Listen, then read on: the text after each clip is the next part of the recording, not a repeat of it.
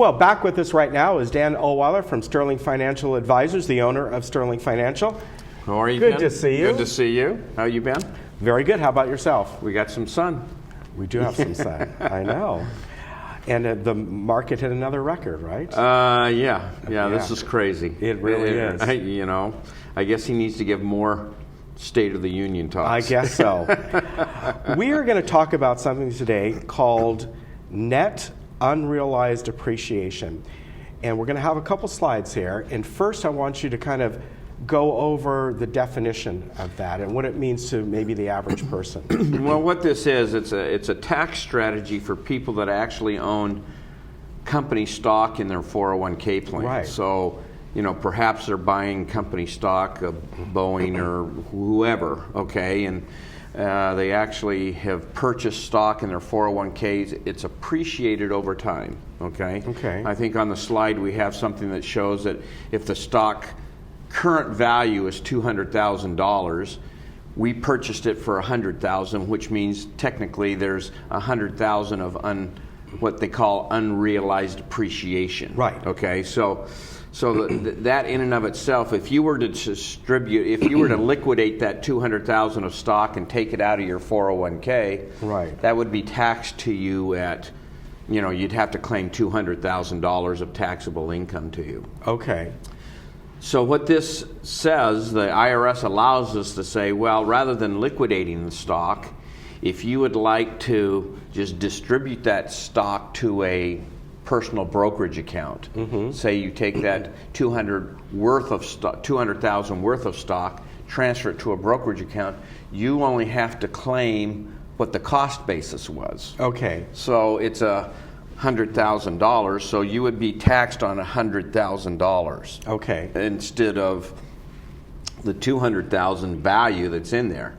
So it's a tax strategy for people that actually own company stock in their 401k. If they take that stock, transfer it out to a personal account, they are only taxed on what the cost basis is of that stock versus what the current value is. Okay. Now, most 401ks that I hear about anyway usually are in some sort of, you may have some choices. Mutual funds. Mutual funds.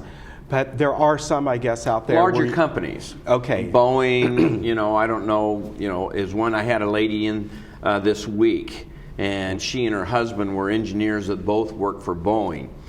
40% of her 401k was in Boeing stock. Right. 36% of Boeing stock was in his 401k. Okay. So when you talk about company stock, it's the company you work for in general. That's correct. Not as though, like we have a 401k here, I can invest in Ford or something. Or right. Yeah. You can't just go out and buy Ford stock and consider this. It has to be the company stock that you ended up purchasing. Okay? Right.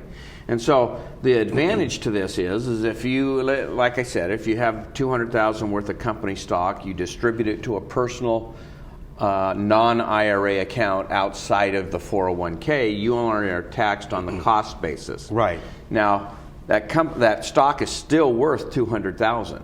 Okay, so a year later, you could actually sell that stock and only pay capital gains on that appreciation. Okay. As long-term capital gains, as opposed to liquidating the stock in your 401k, transferring it out, you'd be taxed on the whole And that's because you're liquidating the 401k. That's correct. Right. That's correct. Okay. And so it's called net unrealized appreciation, which gives some tax planning opportunities for people that, hey, I want to keep the stock, but I don't want to pay taxes on the whole $200,000. Right. I only have to pay tax on $100,000, yet the value is still $200,000.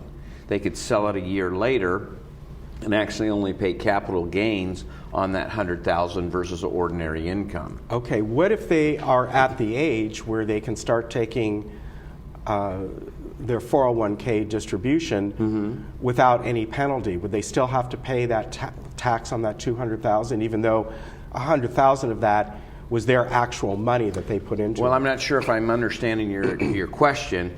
Is it if it's still in the 401k, right? And the $200,000 worth of stock is still in the 401k, and they start taking distributions out, they're taxed on any distribution that they take out as ordinary income. Okay. If they transfer all of that stock out to a personal account, a non-retirement account, they don't have to take required distributions. Okay. Because it's now it's a personal investment account. Right, exactly. Okay. Yeah. And so the capital appreciation that they've had during that time is not taxed to them until they sell it, but then they only have to pay capital gains rate versus ordinary income rate. Okay. Let me ask you something along those lines. Is it tax, once you start taking your distribution, let's say that scenario, is it different what you're taxed on versus, let's say over that time you put in $100,000, it wasn't taxed, it's pre-tax dollars, so... You got to deduct that. Right, you have to deduct that, but then you had a great amount of gains on that. Are those two taxed differently? Because one is the money you put into it is still your money versus your capital gains on it. That's what I call tax-infested accounts. Yes. These IRAs and 401ks are what I call tax-infested accounts because they're going to be taxed forever until you do something. Right. Okay? Even when you pass it on to heirs, it's going to be taxed. Right. Okay? And so even though you've put in your own contributions of $100,000 and it's now worth $200,000, that gain is still going to be ordinary income to you. Okay. And so, because you haven't been taxed on anything, the government wants its money. You really? The government wants our money. Right. It's kind of, I tell people in our meetings, I say it's kind of like the old, there used to be an old Fram oil filter. You can pay me now or you can pay me later, but you're going to pay me, you know. So one of the strategies then is, would this be before the age of distribution, which is what for 401ks, 59 and a half? No, you'd want to do it after 59 and a half because there's 10% early withdrawal penalty if you do it before 59 and a half.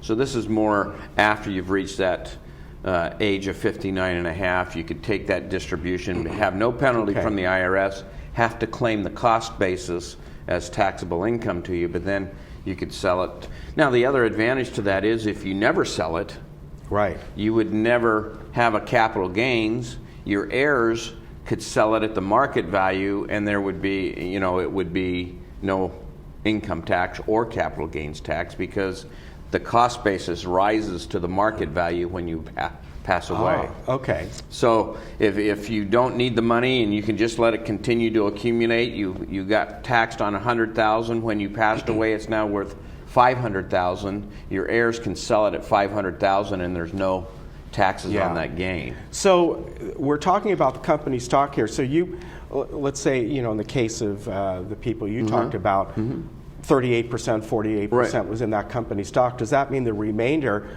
of the 401k was in the normal mutual funds? Yeah, mutual funds or whatever. And that can still be held in the 401k? Correct. You can separate the two. Yeah, you can do a partial distribution and just use this net unrealized appreciation strategy for just the company stock. You could take out the company stock into a personal account, and then you could even take the mutual funds or what's remaining and roll it into an IRA, so you've got control of that as well without being taxed on it. Okay. So there's a couple of different strategies you can use depending upon what the needs are or what the ultimate goal is. Yeah, because over time that stock may appreciate a whole lot. Now, what if it didn't? Could you take a capital loss on that stock, or? If your cost basis is what you're going to be taxed on. Yeah. Okay. Now, if you're going to take it out as a cost basis and then sell it to get a capital loss, you can do that as well. Okay. But the cost basis is what you're going to be taxed on. So there's different strategies there. Right. And then again, the age after 59 and a half. 59 and a half is when you want to implement that, simply because there's an early withdrawal penalty of 10% prior to 59 and a half. On the retirement accounts. Now, what if you have that same scenario of stock within your IRA? Maybe you worked for Boeing like these people did, and you bought Boeing stock for your own IRA account. You would just leave that there because it's already there. You could roll, it's what they call in-kind transfer. You could take your whole 401k and transfer it to an IRA. Okay. Same scenario, if you took it out of the IRA and did it as a personal investment, you'd be taxed on the cost basis. Okay. So it just depends on how you're going to hold that or how you, and you don't have to do all of the stock. Maybe you only do $50,000 of the stock. You can, if you have 50% of your money in company stock and 50% in mutual funds, you could take 25% of the stock and transfer it in without having to do all of it. So you have some flexibility on how you want to do this. But tax planning, you go from being taxed at ordinary income rates to capital gains rates, which is a lot better, strategy. Yeah, exactly. So there's a lot of different ways you can go about this. And again, we've talked about this before. It's about the money you keep, and it's not how much you make; it's how much you keep. Yeah, and in the government wisdom or lack thereof, they've made these loopholes for you. You got to have somebody that knows how to find them. Well, the government has learned that they're more than happy to give you a $10,000 deduction into your 401k. Yeah. And if you work for 30 years, that $10,000 is now worth $30,000 or $40,000. Right. They're going to be taxed on $40,000. Right. So they're happy to give you the deduction on $10,000, but tax you on $40,000. Yeah. So a lot of this is tax planning at the beginning. Do I want to be taxed now, or do I want to be taxed later? Most of us kind of have the short-term view is I want to lower my taxes now. Right. Okay. So they'd rather have the $10,000 deduction from their income versus maybe paying the taxes on that, taking that money and investing it elsewhere. But part of the advantage of a 401k as well, though, is you're getting company match. Exactly. So there's an advantage to using your 401k, and I'm a big advocate of that, because if they're matching 100% of your money up to 6% contribution, that's 100% return on your money. Right. So there are some advantages of doing that, using your 401k. It's just you have to realize that you're going to pay sometime down the road. If you're investing in company stocks, they've given us this strategy to use of net unrealized appreciation. Right, exactly. And it's a good point you make that nowadays 401ks may not pay exactly what they used to, but if they're still paying 3-4%, the way things are nowadays, hopefully their 401ks did pretty well last year. Yeah, exactly. The market had a nice rate increase, and we've seen that since the election. It's gone up pretty well. Yeah, and the matching by your employer. The problem with it is that it's all funny money until you lock it in, until you sell it. Yeah.